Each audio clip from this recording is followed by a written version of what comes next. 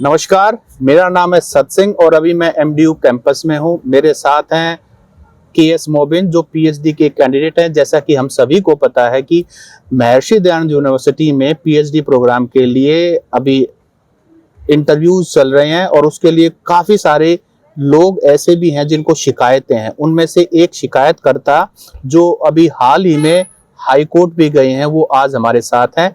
अब इनसे जानेंगे कि वो इश्यूज क्या हैं और पीएचडी प्रोग्राम के लिए जहां यूनिवर्सिटी ये कहती है कि हम ट्रांसपेरेंसी और बिल्कुल उसको पूरे नॉर्म्स के हिसाब से कर रहे हैं। तो मोबिन जी, आपका स्वागत है। Thank you sir. सबसे पहले तो मैं ये जानना चाहूँगा कि पीएचडी प्रोग्राम के कौन से उसके लिए आपने अप्लाई किया है? सर मैंने journalism and mess communication department में एडमिशन के लिए अप्लाई किया था और 19 जनवरी तक इसके लिए एप्लीकेशन फॉर्म भरे गए।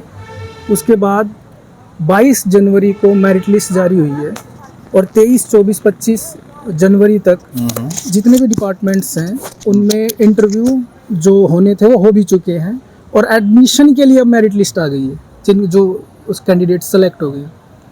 यहाँ पे जो पूरा इशू है जिसको लेके हम हाई कोर्ट में गए हैं, वो पूरा इशू है कि इंटरव्यू के लिए जिन कैंडिडेट्स को बुलाया गया है और जिनकी मेरिट लिस्ट बनाई गई इंटरव्यू के लिए, उसमें जो रिजर्वेशन के जो नॉर्म्स हैं उनको मतलब शामिल नहीं किया गया है। कहने का मतलब ये है कि एक तरह से वायलेशन है रिजर्वेशन पॉलिसी का। मैं अपने पर्टिकुलर केस के बारे में बताऊं तो मैं ओबीसी कैंडिडेट हूं और हरियाणा में जो फर्दर बाइफर्केशन है इसका वो बीसीए और बीसीबी है, तो मैं बीसीए कैटेगरी में आता हूं। लेकिन journalism and mess communication department में बीसीए कैटेगरी में कोई सीट नहीं निकली है, बीसीबी में निकली है, यानी कि मैं उसके लिए अप्लाई ही नहीं कर सकता। आपके पास जेआरएफ क्वालिफाइड है? आप? I am a JRF qualified candidate. आप सभी नॉर्म्स पूरा करते हैं लेकिन यूनिवर्सिटी ने आपके लिए दरवाजे नहीं खोला। मैं इसमें आपको बताता हूँ सर, एक्चुअली इशू क्या है। हमारे डिपार्टमेंट में यानी जिस डिपार्टमेंट में मैंने अप्लाई किया जर्नलिज्म एंड मैस कम्युनिकेशन, उसमें 3 सीट्स हैं। एक है हरियाणा ओपन जनरल कैटेगरी, एक एससी और एक सीट बीसीबी में। तो एससी और बीसीबी में मैं अप्लाई नहीं कर सकता क्योंकि मैं बीसीए कैटेगरी से हूँ। तो मेरे लिए जो रिजर्वेशन के जो पूरे नॉर्म्स है, जो पूरी तरह से कॉन्स्टिट्यूशनल चीज़ है, मैं हरियाणा ओपन जनरल कैटेगरी में फ़ाइट कर सकता हूँ एडमिशन के लिए। ये पूरी तरह से सरकारी आप कह सकते हैं वेलफेयरिज्म है कि जो किसी कैटेगरी से बिलोंग करता है, यानी रिजर्व कैटेगरी से कोई भी कैंडिडेट बिलोंग करता है वो ओपन सीट्स के लिए फाइट कर सकता है, पूरी तरह से कॉन्स्टिट्यूशनल है। इसीलिए उसका नाम ओपन है। हाँ, इसीलिए उसका नाम ओपन है। एक्चुअली यहाँ पे क्या होता है, खासकर स्टेट यूनिवर्सिटीज़ में क्या करते हैं कि जिस कैटेगरी में आपने जेआरएफ क्वालिफाई किया, मैं आपको यहाँ ये भी बता दूँ कि जिसने जेआरएफ क्वालिफाई किया सिर्फ उन्हीं कैंडिडेट्स को यहाँ पे इनवाइट किया गया है इंटरव्यू के लिए। ठीक है।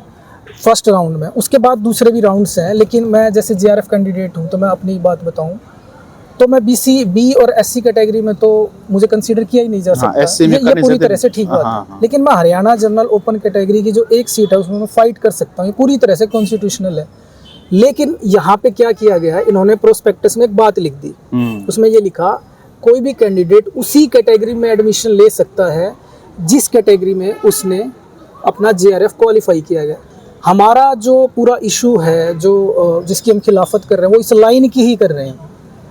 एक्चुअली ये लाइन ही अपने आप में एक अनकॉन्स्टिट्यूशनल चीज़ है। लेकिन मोबिन, मैंने ना यूनिवर्सिटी की अथॉरिटी से बात की है, रजिस्ट्रार साहब से बात की, उनका ये कहना है कि अगर आप मेरिट में आते हो तो आपका वेलकम है, आप जनरल कैटेगरी में आ जाते हो।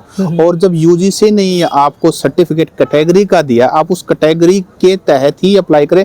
यूनिवर्सिटी ने आपको ओपन का सर्टिफिकेट नहीं दिया हुआ तो फिर आप उसके लिए एलिजिबल कैसे हो गए? सर यहाँ पे मैं यूनिवर्सिटी जो बात कह रही है ये पूरी तरह से गलत है।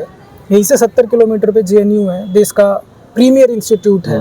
एनआईआरएफ में वो नंबर 1 इंस्टीट्यूट आता है। सेंट्रल यूनिवर्सिटी है, यानी कि सरकारी यूनिवर्सिटी है। और यहाँ से 100 किलोमीटर पर सेंट्रल यूनिवर्सिटी ऑफ हरियाणा भी है, यानी अगर हम अपने स्टेट की बात करें तो यहाँ भी एक सेंट्रल यूनिवर्सिटी है। दोनों यूनिवर्सिटीज़ में एडमिशन प्रोसेस की बात हम कर रहे हैं कि रिजर्वेशन पॉलिसी फॉलो की जाए, दोनों यूनिवर्सिटी में की जाती है।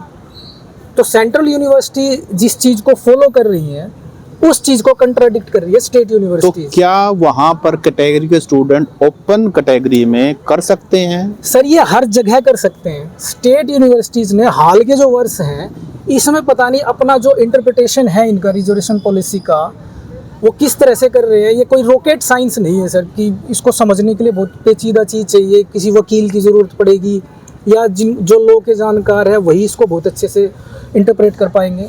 जो भी एमए लेवल पे जो स्टूडेंट आ चुका है कोई भी स्टूडेंट बता देगा कि यूनिवर्सिटी ने जो ये लाइन लिखी है अपने प्रोस्पेक्टस में अपने आप में अनकॉन्स्टिट्यूशनल है। सेंट्रल यूनिवर्सिटी में इसी के तहत एडमिशन होते हैं। ओपन सीट्स का मतलब ही ये है कि कोई भी रिजर्व्ड कैटेगरी का जो कैंडिडेट है वो भी उसमें फाइट कर सकता है।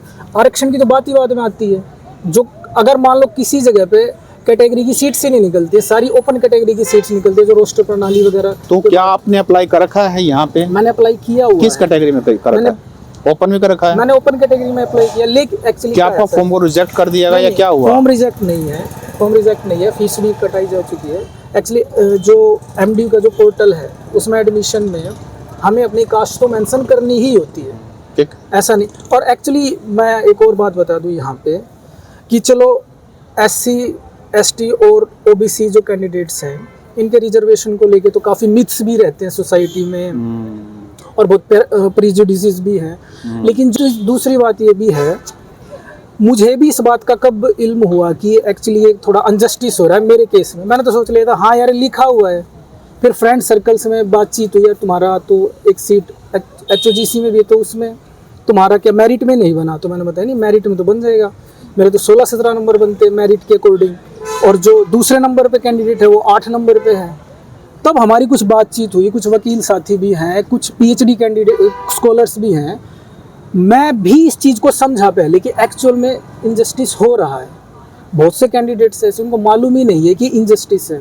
और जो एग्जीक्यूटिव काउंसिल और एकेडमिक काउंसिल या रजिस्ट्रार या जो VC हैं जो ये बात बार बार बोल रहे हैं जो कैटेगरी में इनका हुआ है JRF, उसमें बोला सर ये कोई रॉकेट साइंस नहीं है, ये पूरी तरह से एक इंटेलेक्चुअल डिसऑनेस्टी है इन अधिकारियों की।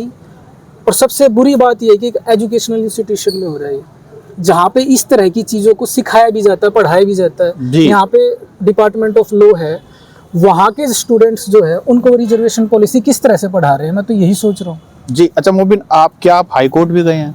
हाई कोर्ट गए हैं और आज ही इसके ऊपर सुनवाई। हाई कोर्ट में ग्राउंड क्या लिया आपने? हाई कोर्ट में हमने यही ग्राउंड लिया कि जो रिजर्वेशन पॉलिसी है उसको ये वायलेट कर रहे हैं एडमिशन प्रोसेसेस में। क्या पॉइंट्स मेंशन किए? 1-2 पॉइंट आप बताना चाहें? यही कि एक तो जो उन्होंने प्रोस्पेक्टस में मेंशन ही किया है कि जिस कैटेगरी में कैंडिडेट ने JRF क्वालिफाई किया उसी कैटेगरी में ही वो एडमिशन ले सकता है। तो हम यही कह रहे हैं कि ये लाइन लिखना ही गलत है। और स्टेट यूनिवर्सिटी खुद से एक्चुअली क्या है सर, रिजर्वेशन जो पॉलिसी है वो नेसेसरी है कि हर इंस्टीट्यूशन को, चाहे वो शैक्षणिक हो या कोई कमर्शियल हो, उनको इम्प्लीमेंट करनी ही पड़ेगी। ये कोई डायरेक्टिव प्रिंसिपल नहीं है कि उनका मन करेगा तो करेंगे, ऐसा नहीं है, वो करनी ही पड़ेगी। तो उनका वो लिखना भी पूरा तरह से आर्बिट्रेरी है। तो एक तो ये ग्राउंड बनाया हमने, और दूसरा मतलब वो ग्राउंड नहीं बनाया, लेकिन एक्चुअली क्या है यूनिवर्सिटी में जो एडमिशन प्रोसेस इस पॉलिसी के अकॉर्डिंग वो कर रहे हैं वो भी पूरी तरह से आर्बिट्रेरी है। आप ये देखेंगे कई, अभी मैं चेक कर रहा था खुद अदर्स डिपार्टमेंट की भी मेरिट लिस्ट, इन्होंने क्या किया है कि 30 नंबर का इंटरव्यू रखा है JRF कैंडिडेट्स के लिए और मिनिमम मार्क्स 15 लेना जरूरी, यानी क्वालिफाइंग मार्क्स। एडमिशन के लिए क्वालिफाइंग मार्क्स इंटरव्यू में 15 लेना जरूरी है, यानी मिनिमम मार्क्स रख दिए उन्होंने। अगर इतना नहीं तो डिस्क्वालीफाई हो जाएगी। बहुत से SC DSC और जो बैकवर्ड क्लासेस में आते हैं कैंडिडेट उनको 15 से कम मार्क्स दिए गए हैं। अब वो एडमिशन कैसे लेंगे? अब हमें इस पे क्या शंका है कि ये जो सीट्स है जो बच गई इसमें 15 से कम मार्क्स नहीं, जो इंटरव्यू का प्रोसेस है, इंटरव्यू के प्रोसेस में कई बार ऐसा होता है कि जैसे आप जानते हैं हमारे देश में कई ऐसे सेंटर है जहाँ पर JRF मैनेज हो जाता है, कैंडिडेट्स मैनेज हो जाता है। ठीक, अब मैनेज हो जाता, उनके पास डॉक्यूमेंट है और उस डॉक्यूमेंट के बेस पर वो अप्लाई कर देते हैं। डिजर्विंग कैंडिडेट तो नहीं है क्योंकि उसने वो मैनेज किया JRF। अब इंटरव्यू में उसकी चोरी पकड़ी जाएगी जब उसका 1-to-1 इंटरेक्शन होगा, जो सब्जेक्ट के एक्सपर्ट्स होंगे, तो इस तरह कैंडिडेट अगर कोई आ जाए वो छन जाएगा। तो उसमें कोई बुराई नहीं है। इंटरव्यू के अंदर मार्क्स अगर उसके पास अच्छा स्कोर भी है जेआरएफ का, लेकिन अगर वो डिजर्विंग नहीं है, उसने मैनेज किया है। मैं आपकी बात से पूरी तरह से सहमत हूँ कि कोई भी कैंडिडेट हो, चाहे जनरल हो, हाँ, कोई भी हो, एनीबॉडी, ओबीसी कैंडिडेट, एनीबॉडी, हो सकता है उसका परफॉर्मेंस इतना अच्छा ना रहा हो, और पूरी तरह से डिस्क्रिशन है, यूनिवर्सिटी ने जो पैनल डिसाइड किया है उसका भी डिस्क्रिशन है कि वो किस तरह से कैंडिडेट को ट्रीट करता है, ये पूरी तरह से फेयर चीज है। लेकिन एक तो जो यूनिवर्सिटी ने जो रिजर्वेशन पॉलिसी को जो इंटरप्रेट किया है, एक तो यहीं से मतलब डाउट क्रिएट होने लगता है कि जब ये इसको इस तरह से ट्रीट कर रहे हैं इस पॉलिसी को, तो पैनल कितना फेयर होगा। फिर भी हम मान लेते हैं चलो पैनल फेयर है, तो हम हाल के वर्षों में जितनी भी स्टेट यूनिवर्सिटीज़ है उनके डेटाज को उठा के देखेंगे। मैं कोई ऐसी बात नहीं कर रही कि मैंने कोई स्टडी की है, मैं सिर्फ वो चीज़ बता रहा हूँ जो ऑब्जर्व की जाती है। ज़्यादातर नॉट फाउंड सुटेबल जो लिखा जाता है जिन स्टूडेंट्स के आगे, वो ज़्यादातर रिजर्व कैटेगरी कैंडिडेट होते हैं। क्या रिजर्व कैटेगरी के कैंडिडेट पढ़ते नहीं हैं?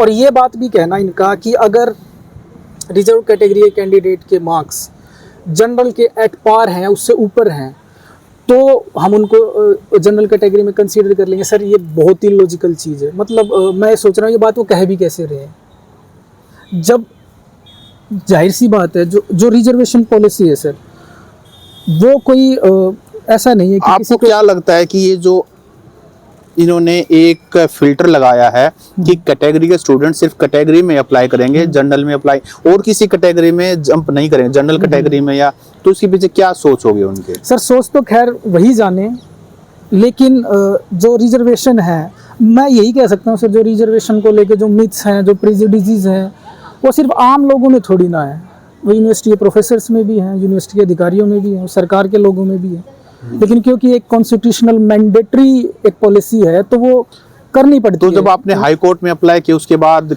कोई एक्शन हुआ है, कोई नोटिस वगैरह? एक्चुअली क्या हुआ सर, आज हमारी सुनवाई में जो डिस्कशन हुआ है तो उसमें ओरली जज ने भी माना है कि एक्चुअली इसमें कुछ दिक्कतें हैं इस एडमिशन प्रोसेस में, और मतलब हम तो स्टे मांग रहे थे। आप लोगों ने स्टे मांगा था? हमने स्टे मांगा था, लेकिन उन्होंने कहा नहीं, प्रक्रिया पर स्टे दे दिया जाए, इसके ऊपर बहस कर लेते हैं। तो महर्षि दयानंद यूनिवर्सिटी को और सरकार को नोटिस जारी किए हैं, और नेक्स्ट हियरिंग की अभी डेट आई नहीं है, आ जाएगी। तो हम होपफुल हैं कि जो जज हैं वो जो रिजर्वेशन पॉलिसी है उसका इंटरप्रिटेशन बड़ा अच्छे से करेंगे, क्योंकि हाईएस्ट बॉडी ऑफ लॉ है वो, और हम होपफुल हैं कि यहाँ एडमिशन जो प्रोसेस चल रहा है उसमें स्टे होगा। तो अभी तक आपने जो एप्लीकेशन फॉर्म भरी है वो कैंसिल तो नहीं किया? नहीं, कैंसिल नहीं हुआ है सर, कैंसिल यूनिवर्सिटी ने ऐसा कुछ नहीं किया है। और क्या आपको इंटरव्यू के लिए बुलाया गया अभी? मैं इंटरव्यू के लिए फिर एक्चुअली सर जो डिपार्टमेंट ने जो लिस्ट जारी की है मेरिट लिस्ट इंटरव्यू के लिए, उन्होंने तो उसी के अकॉर्डिंग जारी किया ना जो प्रोस्पेक्टस में लिखा हुआ है। तो उसमें आपको कंसीडर ही नहीं किया? हाँ, तो मैं कंसीडर होऊंगा ही नहीं ना उस तरह से। तो आपको हम तो एक्चुअली क्या है, हम प्रोस्पेक्टस को ही चैलेंज कर रहे हैं, क्योंकि डिपार्टमेंट तो है, जाहिर सी बात है कि वो जो प्रोस्पेक्टस है उसी के अकॉर्डिंग ही अपना पूरा प्रोसेस जारी रखेंगे। हम तो ये जैसे आपने खुद अप्लाई किया है और आप इसके बहुत भोगी हो, क्या आप कुछ और ऐसे सर कैंडिडेट से मिले सर सैकड़ों कैंडिडेट्स होंगे, कुछ को मैं जानता भी हूँ, बहुत से कैंडिडेट्स है, हिस्ट्री डिपार्टमेंट में भी हैं, कुछ केमिस्ट्री में भी हैं, और भी डिपार्टमेंट पब्लिक एडमिनिस्ट्रेशन में भी है, ऐसे बहुत से कैंडिडेट। तो आप होपफुल हो कि हाई कोर्ट इसमें जस्टिस करेगा? बिल्कुल सर, कोर्ट ही एक सहारा होता है, अगर कहीं इनजस्टिस है तो कोर्ट पे तो हम भरोसा रखते हैं जी। तो हमने केएस मोबिन से जाना है कि जो पीएचडी के लिए इंटरव्यूज चल रहे हैं उसमें क्या क्या खामियां, इसी तरह से हम आपके सामने और भी इस तरह के केसेस कोशिश करेंगे सामने लेके आएं, और किसी के साथ कोई भी इनजस्टिस हो रहा है उसको कम से कम पब्लिक डोमेन में वो बात हो, चर्चा हो। अगर कोई इस तरह का और भी कैंडिडेट है जिसको लगता है कि उसके साथ न्याय नहीं हो रहा है, तो वो मोबिन से भी कांटेक्ट कर सकता है, और कोर्ट का रास्ता तो उसके पास है कि आगे कैसे क्या करना है। धन्यवाद।